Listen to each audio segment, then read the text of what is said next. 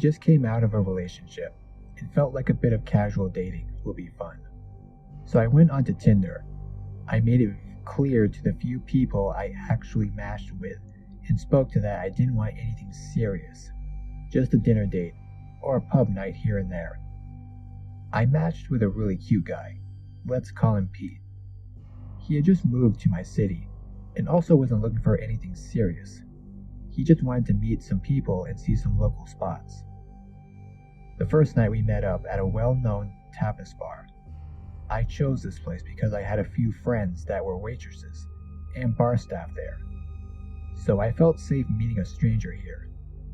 He was on time, we had a nice chats, really cool guy on first impression. We spoke about work, to which he responded that he's a software developer, but he's just started his freelancing career. We spoke about where he stays now that he's moved up here, and he said that he's sharing a place with some friends. Rent is quite pricey in the city, so it made sense to me. He asked where I live, and I told him that I'm lucky to have my own one-bedroom apartment in quite a nice and popular part of town. Mostly thanks to my parents that helped me save and gave me a portion of the deposit money for my 21st birthday, which I invested and grew until I had enough to put down a decent deposit. He then offered to drop me off at home, but I said no. I'd prefer to Uber home by myself. He asked if this was because I'm going to go meet someone else after him, and I laughed because I genuinely thought this was a joke. The next time I saw Pete was about 3 days later. He said he knew it was fast, but he couldn't stop thinking about me, and he wanted to see me again. This time we met at a different restaurant, also one I chose because I went to school with the owner and knew all the staff pretty well. The place is a little bit more pricey, and he got super annoyed with me for ordering as much as I did. I couldn't understand why, since I insisted on paying for my own stuff both times we met. That night, same story. Let me drop you off at home, please? Again, I said no. While we're in the middle of this conversation, he gets a call. He stepped away, but I can still hear a faint amount. No, I think I'm gonna stay with you again. Yeah, I'm with her. Don't worry about it. Okay, I'll be home soon. So now I think he's chatting to his roommate, or maybe his mom. But I don't ask. He comes back to our table. Please, I insist. Bad things happen to women that Uber home this late by themselves. I'd feel better if I dropped you off. Not having the energy to argue, I tell him fine, and I put my address into his GPS. As soon as he got home, he messages me and tells me he'll be picking me up in the morning to go for a picnic. I reply that I actually have cleaning to do, but again, he insists that he'll see me at 10. Come 10 a.m. that next morning, best believe he's right outside my apartment. I get into his car, and as he leans over to kiss my cheek, I notice that his breath stinks. Obviously, I'm a little grossed out. We have our picnic and it's quite nice. He tried to kiss me a few times, but I avoided it with everything in me.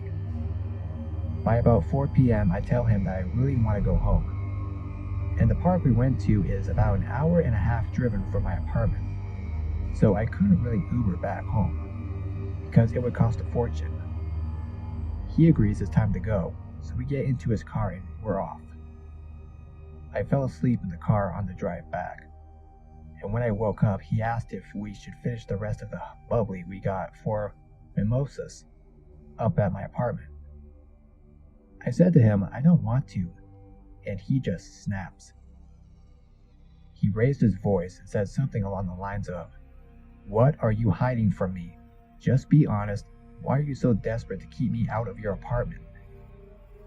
I was so confused I actually just kept quiet. He dropped me off, but I could see his car across from my apartment for about half an hour before he actually left. About 5 minutes after he left, he let me know that he's home safe, and he thinks he's starting to fall for me. So naturally, I'm freaked out. because I made it clear that I didn't want anything serious, and he said he felt the same. I said to him, if that's the case, I think we should just take a break from hanging out with each other.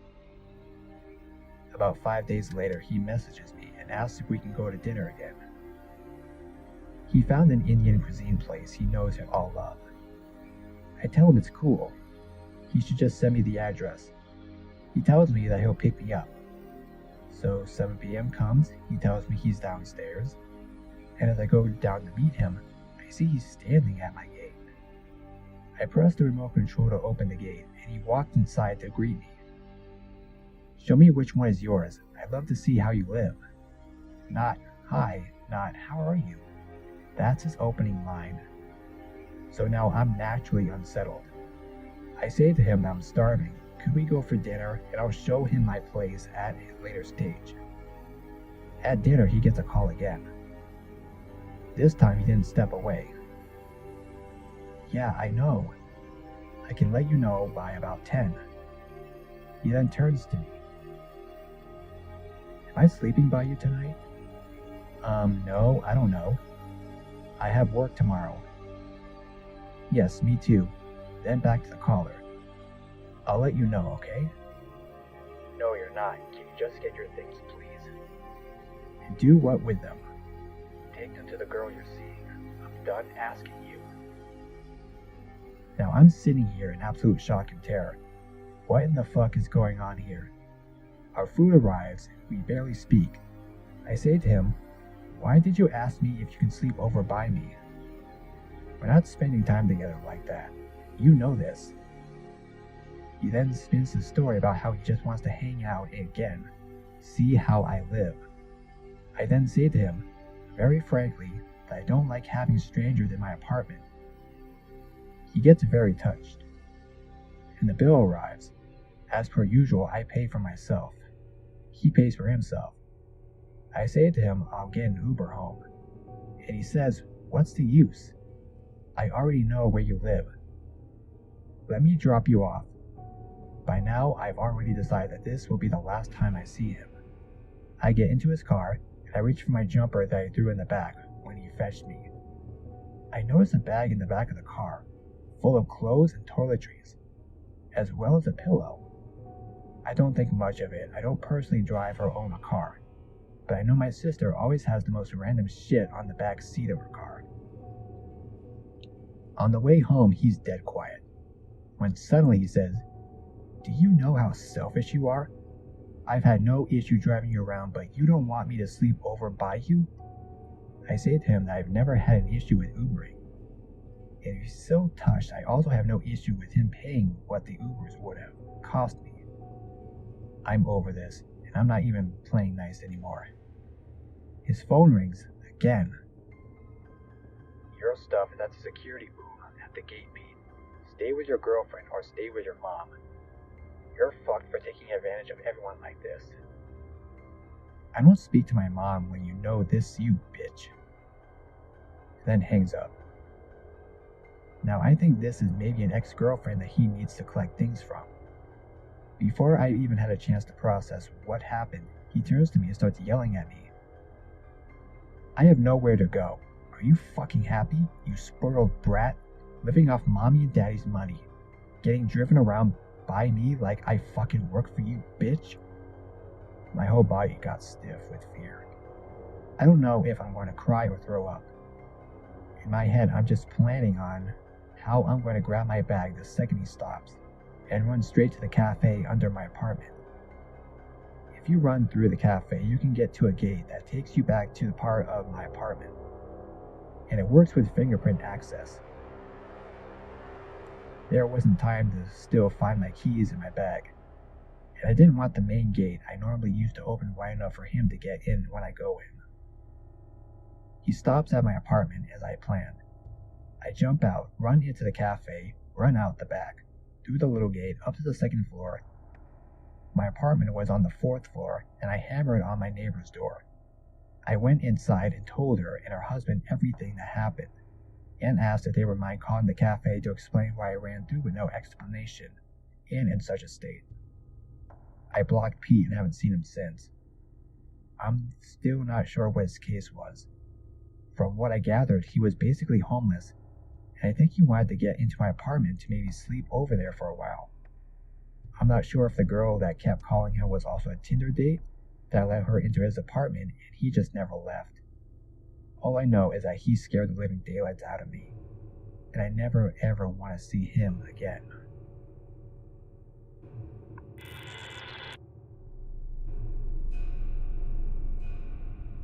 This happened to me my freshman year of college.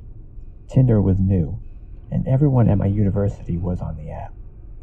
I joined to see what all of the fuss was about. Looking through profiles, I found a few guys that were really interesting, and this one guy in particular caught my eye. We will call him Walter.